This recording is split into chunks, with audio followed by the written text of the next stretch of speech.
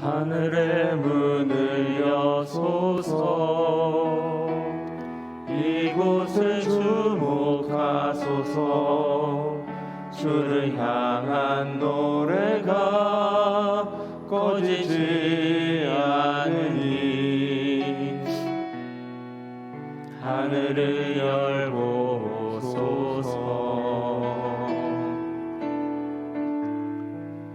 이곳에 임재하소서. 주님을 기다립니다. 기도의 향기가 하늘에 닿으니 주여 임재하여 주소서. 이곳에 오셔서 이곳에 앉으소서. 이곳에서 드리는 예배를 받으소서. 주님의 주님의 이름만이 오직 주의 이름만 이곳에 있습니다. 왕이신 나의 하나님이여, 내가 주를 높이고 영원히 주의 이름을 송축하리이다. 내가 날마다 주를 송축하며 영원히 주의 이름을 송축하리이다. 아멘. 사도신경으로 우리의 흔들리지 않는 신앙을 고백합니다. 전능하사 천지를 만드신 하나님 아버지를 내가 믿사오며 그 외아들 우리 주 예수 그리스도를 믿사오니 이는 성령으로 잉태하사 동정녀 마리아에게 나시고 본디오 빌라도에게 고난을 받으사 십자가에 못 박혀 죽으시고 장사한 지 사흘 만에 죽은 자 가운데서 다시 살아나시며 하늘에 오르사 전능하신 하나님 우편에 앉아 계시다가 저리로서 산자와 죽은 자를 심판하러 오시리라. 성령을 믿사오며 거룩한 공회와 성도가 서로 교통하는 것과 죄를 사하여 주시는 것과 몸이 다시 사는 것과 영원히 사는 것을 믿사옵나이다. 아멘. 모두 자리에 앉으시고 찬송가 406장 찬양하겠습니다.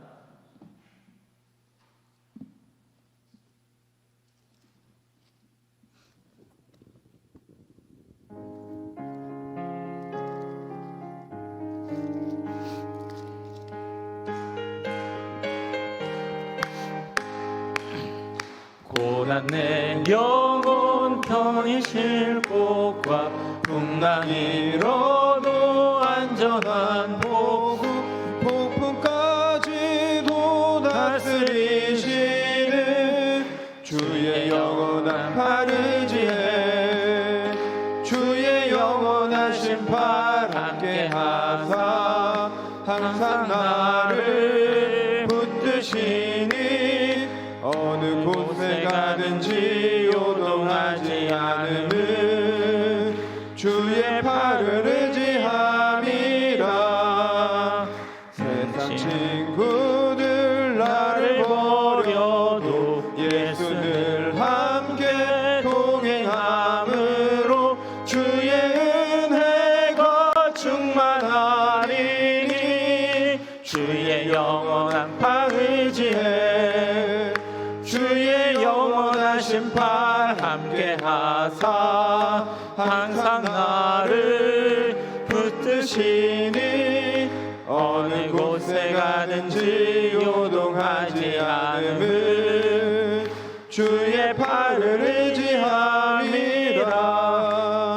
나의 믿음이 연약해져도 미리 예비한 힘을 주시며 위태할 때도 안보하시는 주의 영원한 팔 의지해 주의 영원한 심판 함께 하사 항상 나를 붙드시니 어느 곳에 가든지 요동하지 않음은 주의 팔을 의지함이라.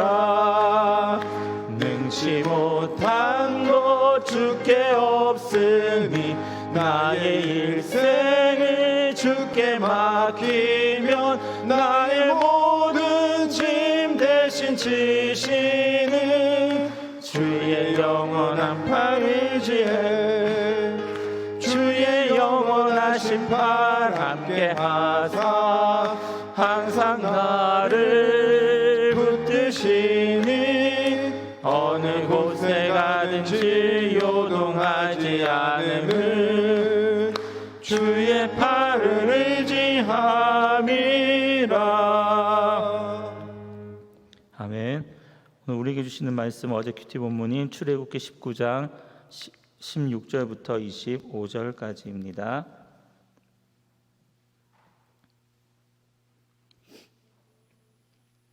함께 교독하겠습니다. 셋째 날 아침에 우레와 번개와 빽빽한 구름이 산 위에 있고 나팔 소리가 매우 크게 들리니 진중에 있는 모든 백성이 다 떨더라. 모세가 하나님을 맞으려고 백성을 거느리고 전에서 나오매 그들이 산 글쓰게 서 있는데 시내산의 연기가 자욱하니 여호와께서 불 가운데서 거기 강림하심이라. 그 연기가 옹기 가마 연기같이 떠오르고 온 산이 크게 진동하며 나팔 소리가 점점 커질 때에 모세가 말한즉 하나님이 음성으로 대답하시더라. 여호와께서 시내산 곧 그 산 꼭대기에 강림하시고 모세를 그리로 부르시니 모세가 올라가매 여호와께서 모세에게 이르시되 내려가서 백성을 경고하라. 백성이 밀고 들어와 나 여호와에게로 와서 보려고 하다가 많이 죽을까 하노라. 또 여호와에게 가까이 하는 제사장들에게 그 몸을 성결히 하게 하라. 나 여호와가 그들을 칠까 하노라. 모세가 여호와께 아뢰되 주께서 우리에게 명령하여 이르시기를 산 주위에 경계를 세워 산을 거룩하게 하라 하셨사온즉 백성이 시내 산에 오르지 못하리이다. 여호와께서 그에게 이르시되 가라. 너는 내려가서 아론과 함께 올라오고 제사장들과 백성에게는 경계를 넘어 나 여호와에게로 올라오지 못하게 하라. 내가 그들을 칠까 하노라. 모세가 백성에게 내려가서 그들에게 알리니라. 아멘. 우리 감사헌금, 예배헌금, 일천번제, 서원헌금 하나님 앞에 올려드립니다. 기도하겠습니다. 하나님 아버지, 오늘도 감사합니다. 새벽 이른 아침 하나님 앞에 또 온 마음을 다하여 오직 이 하루가 하나님 없이는 살 수 없음을 하나님 믿음으로 고백하는 그 모든 자리에 왕성의 모든 권속들이 함께 앉아 있습니다. 오늘 이 자리가 하나님 앞에서는 신의 산이 되어지게 하여 주옵소서. 하나님의 음성을 듣는 신의 산이 되어지게 하여 주옵소서. 그 음성을 듣고 하나님 앞에 찬양하며 또 이들의 하나님 많은 문제들을 가지고 하나님 앞에 나아갈 때에 그 앞에서 세상 앞에 하나님 두려움 없이 오늘 하루를 은혜로 살아갈 수 있는 힘을 이 시간 더하여 주옵소서. 하나님 앞에 빈손으로 나오지 아니하고 하나님 앞에 예물을 드리는 많은 손길들이 있습니다.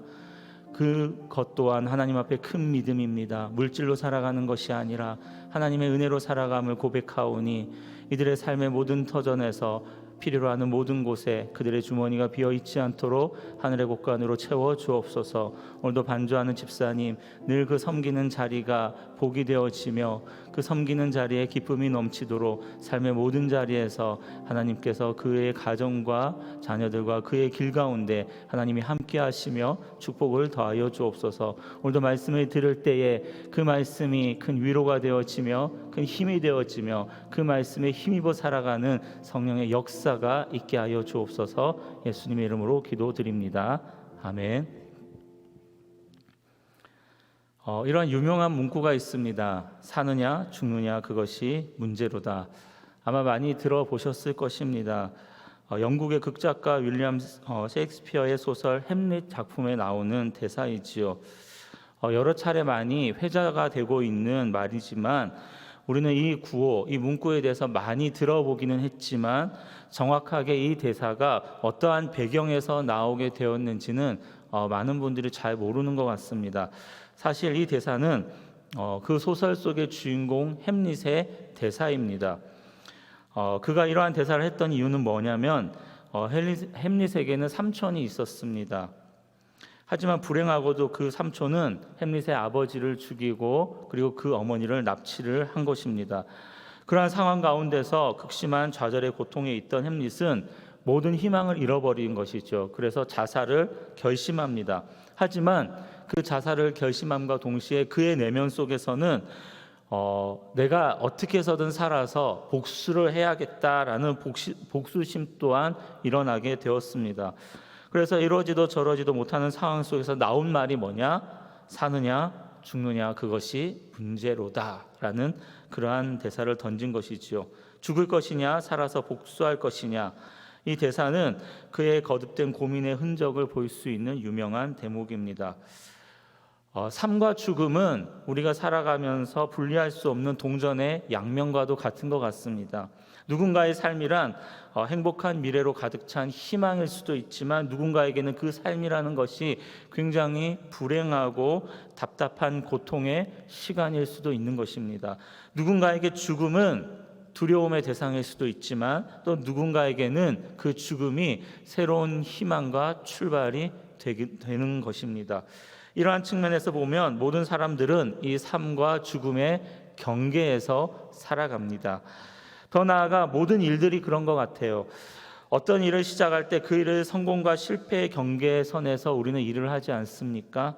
또 무언가를 선택할 때도 그 일이 내게 유익이 될지 아니면 손해가 될지 그러한 경계선에 서 있는 것 같습니다.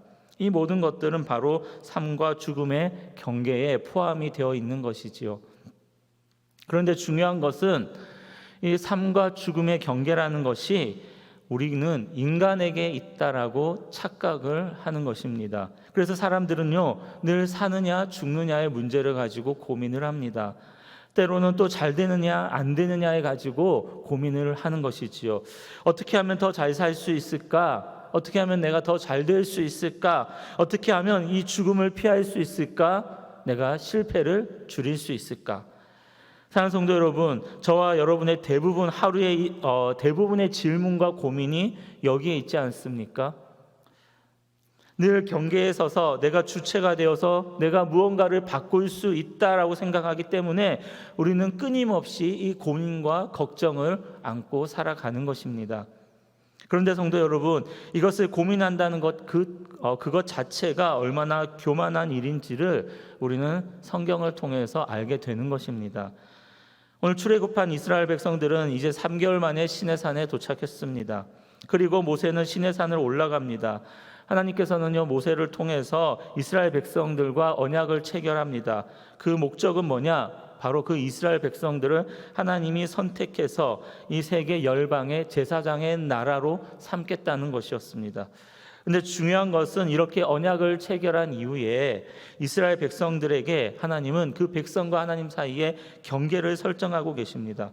시내산에 강림하시는 하나님께서 모세에게 말씀하시지요. 이스라엘 백성에게 경고하시는 말씀입니다. 오늘 본문에 보면 23절부터 25절까지 모세가 여호와께 아뢰되 주께서 우리에게 명령하여 이르시기를 산 주위에 경계를 세워 산을 거룩하게 하라 하셨사온즉 백성이 시내산에 오르지 못하리이다.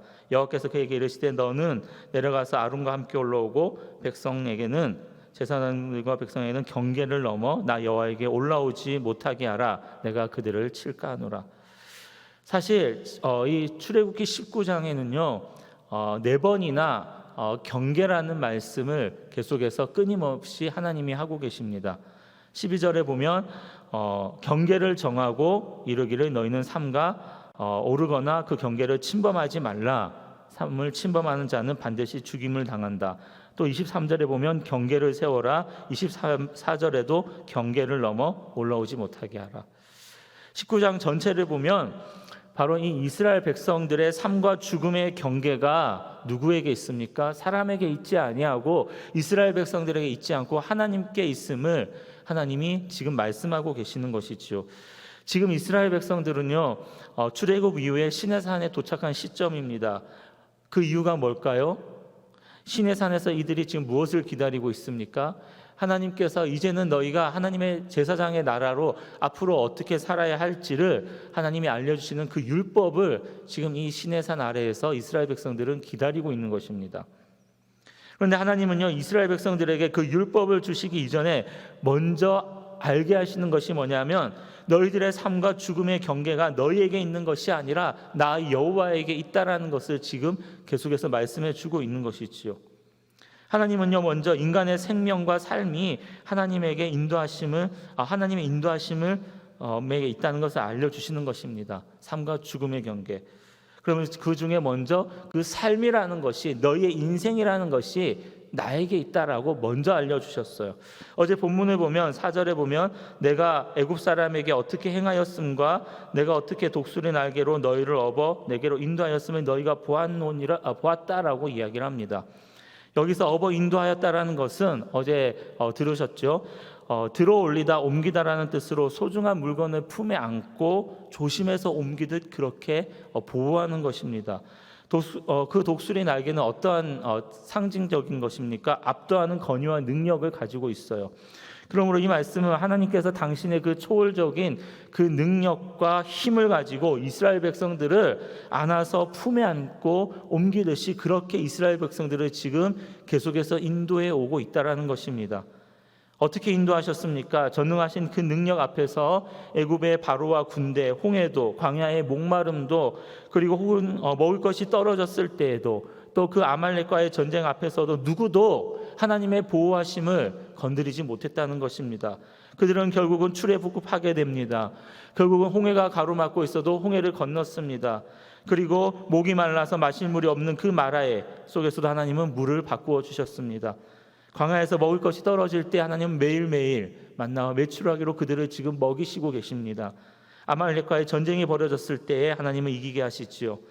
시내산에서 하나님은 출애굽해서 이 시내산에 오는 거기까지, 그리고 앞으로 그 이후에 40년의 광야의 모든 생활 동안도 하나님은 그들을 독수리의 날개에 보호하듯이 그렇게 인도하고 계시다는 것입니다.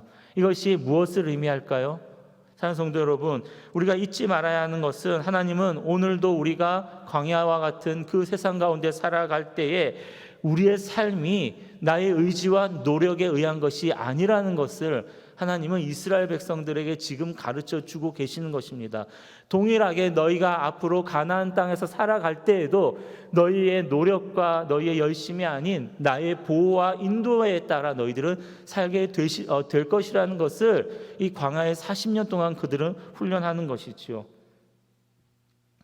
그런데 문제는 뭐냐? 하나님이 사람들이 생각할 때 여기까지만, 그 하나님의 삶, 하나님의 인도하심과 보호하심까지만 사람들이 알고 또 알려고 한다는 것입니다. 되게 사람들은 당시에 신이라는 존재에 대해서 어떻게 인식을 했냐? 신은 인간을 보호하고 도와줘야 된다라는 생각을 한 것이죠. 그것이 신의 의무라고 생각했습니다. 대신 인간 편에서는 해야 되는 일이 뭐냐? 신에 대한 정성과 의무와 성의를 보여주면, 그러면 신이 당연히 그 사람을 돌봐줘야 된다는 생각을 한 것입니다. 문제는 이러한 신에 대한 생각을 가지고 하나님을 그렇게 대입한 것이지요. 하나님은 어떤 분이냐? 절대로 나를 해하는 분이 아니다. 잘못된 길로 인도해서도 안 된다. 내가 원하는 길, 내가 만족하는 그 길로 인도해야 된다라는 생각이 이스라엘 백성들에게 끊임없이 있었던 것입니다. 그래서 때로는 그들이 원하는 것이 이루어지지 않을 때 곧 그것이 불평과 원망으로 쏟아진 것이죠. 다른 사람은 다 잘못돼도 나만큼은 잘 돼야 된다. 이 불경기, 다른 사업체는 다 불경기인데 내 사업체만큼은 잘 돼야 된다.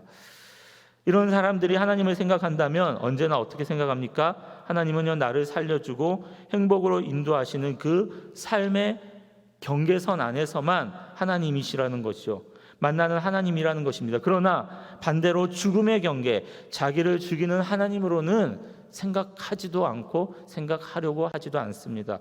12절에 보면은 경계를 정할 때에 그 경계를 침범하지 말지니 침범하는 자는 반드시 죽임을 당할지라.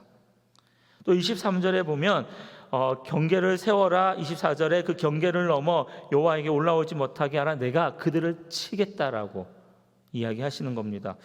이스라엘 백성들이 약속의 땅에 이르기 전에 하나님이 모세를 부르셔서 하시는 말씀이죠. 여기서 만나는 하나님이 어떤 하나님입니까?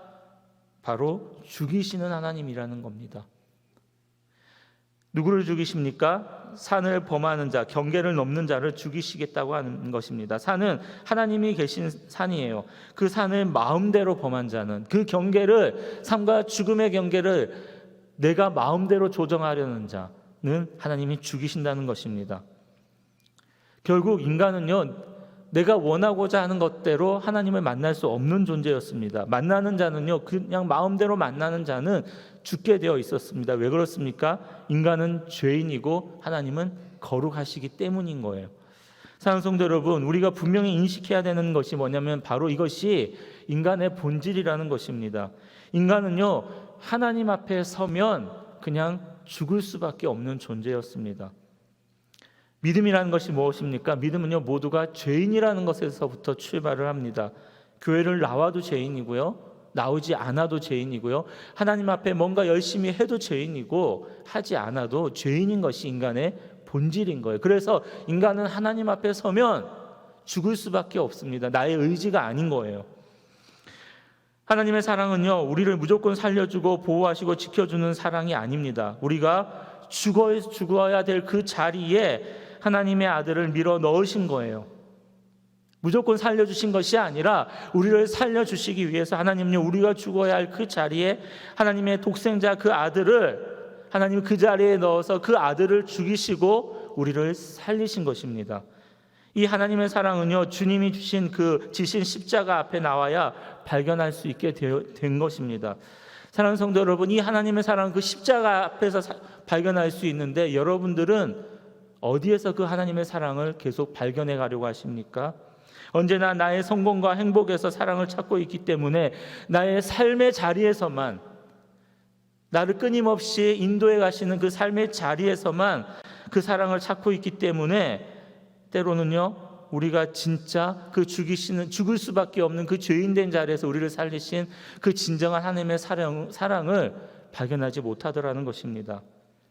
우리에게는요, 그리스도의 십자가가 기적으로 자리하고 있습니다. 하나님의 아들을 죽음으로 몰아넣을 정도로 그 사랑을 베푸신 그 하나님이시라면, 그 사랑을 아신다면 십자가 외에는 세상의 것은 아무것이 없어도 내가 죽을 수밖에 없는, 생명보다 귀한 것이 무엇이겠습니까? 그러한 나를 살려주신 그 십자가의 사랑을 우리가 정말 깨닫게 된다면, 그 죽이시는 하나님이 대신 죽으셨다라는 것을 우리가 알게 된다면, 그 십자가 외에는 아무것이 없어도 좋다라는 것이 믿음이고 그것이 신앙이 아니겠습니까? 사랑하는 성도 여러분, 하나님은요, 19장 6절에 보면 이스라엘 백성들을 제사장 나라로 삼으시겠다고 하셨습니다. 제사장 나라가 되게 하셨다고 하셨어요. 제사장 나라가 어떤 나라인지 아십니까? 제사장의 희생으로 백성들과 함께하는 나라가 제사장 나라입니다. 백성들의 열심이 아니라 제사장의 희생인 거예요.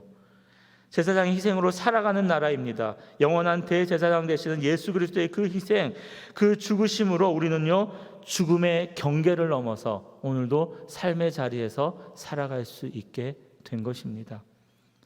그래서 우리는요, 우리를 살게 하시는 하나님뿐만이 아니라 오늘도 우리를 죽이시는 하나님을 그 십자가 앞에서 발견해야 하는 것이에요. 그 하나님을 만날 때 비로소 우리는 하나님이 우리에게 베푸시는 은혜와 그 긍휼의 깊이를 깨닫게 되는 것이고, 그 사랑의 깊이를 깨달을 때 예수 그리스도의 희생으로 이루어진 하나님의 제사장의 그 나라의 백성으로 살아갈 수 있는 것입니다. 사랑하는 성도 여러분, 우리가 살아가면서 겪는 모든 삶과 죽음의 그 경계, 성공과 실패의 경계, 유익과 손해의 경계, 이 모든 것은 우리의 노력과 열심이 아니라 하나님께 달려 있음을 믿으시기를 바랍니다. 성도 여러분, 하나님은요, 살리시기도 하시지만 죽이시기도 하는 하나님이십니다. 오늘도 하나님은 삶의 경계에서 우리를 독수리 날개로 업어 우리를 오늘도 인도하실 것입니다. 여러분의 모든 삶의 자리에서 그 하나님의 인도하심으로 오늘도 감사하게 되시기를 축복합니다. 그러나 또 한 가지, 거기에 멈추지 마시고 그 자리에서 죽이시는 하나님, 그래서 우리는 죽을 수밖에 없는 존재였지만 그러나 그리스도의 희생으로 우리가 죽지 않고 오늘도 살아가고 있구나 라는 그거 하나님의 긍휼을 사랑을 발견하심으로 오늘 우리가 하루를 살아갈 때에 우리의 일이 되어지든 되어지지 않든 그 삶의 모든 자리에서 하나님을 향한 감사와 찬양이 끊이지 않는 저와 여러분들이 되시기를 주님의 이름으로 축복합니다. 우리 함께 기도하도록 하겠습니다. 오늘도 이 시내산 아래에서 그 삶과 죽음의 경계 그 자리에 서 있는 그 이스라엘 백성들이 오늘 우리가 되기를 원합니다. 그리고 그 삶과 죽음의 경계를 이끌어 가시는 분은 내가 아니라 하나님이심을 알려주시는 그 하나님을, 오늘도 나를 살게 하신 하나님을 만나게 하여 주옵소서. 그러나 오늘도 그 죽이시는 하나님, 그 하나님이 오늘도 죽으시고 우리가 죽어야 하지만 대신 죽으시고 우리를 살리신 그 하나님의 긍휼이, 그 십자가가 오늘 나를 살아가는 근거가 될 수 있도록 주여 오늘도 나를 붙드시고 하나님 오늘도 나를 축복하여 주옵소서. 계속해서 기도하실 때에 우리 담임 목사님을 위해서 함께 기도하겠습니다. 하나님, 담임 목사님의 모든 말씀을 준비하실 때 오늘 철야가 있고 또 주일을 준비하실 때에 먼저 육적으로 강건하게 하여 주옵소서. 하나님, 또 우리 담임 목사님의 모든 말씀을 준비하실 때에 성령의 두루마기로 함께하여 주셔서 하나님 그 말씀을 준비하시는 내내 사단이 틈타지 않도록 육체적으로 강건하게 하시고 가정의 평안과 교회의 평안을 더하여 주셔서 온전히 말씀을 준비하시며 선포하실 때에 그 선포되어지는 모든 말씀의 현장이 오늘 시내산에서 하나님의 영광이 임하였던 것처럼 예배 현장에 하나님의 영광이 임하며 그 하나님을 찬양하며 온전한 회복이 이루어지는 우리 교회 예배가 되어질 수 있도록 기대해 주시고요. 우리 또 다음 세대를 위해서 교회 학교와 또 우리 청년교회 부흥과 그들의 교육과 양육 속에서 이 코로나 기간에서도 하나님의 그 일꾼 그리스도의 군사가 온전히 훈련되어질 수 있도록 부흥이 되어질 수 있도록 교회 학교와 우리 청년교회를 위해서 기도해 주시고 또 교회 속에서 기도하실 때 우리 선교사님과 그의 사역과 그 나라를 위해서 기도해 주시고 특별히 우리나라를 위해서 코로나가 속히 종식되고 특별히 교회 모든 예배가 온전히 회복되어지며 사회적으로나 경제적으로 문화적으로 빨리 회복이 되어서 이 나라에 하나님 주시는 은혜가 다시 생수의 강물이 흘러넘칠 수 있도록 우리 주의 이름 3번 부르는 함께 통성으로 기도하겠습니다.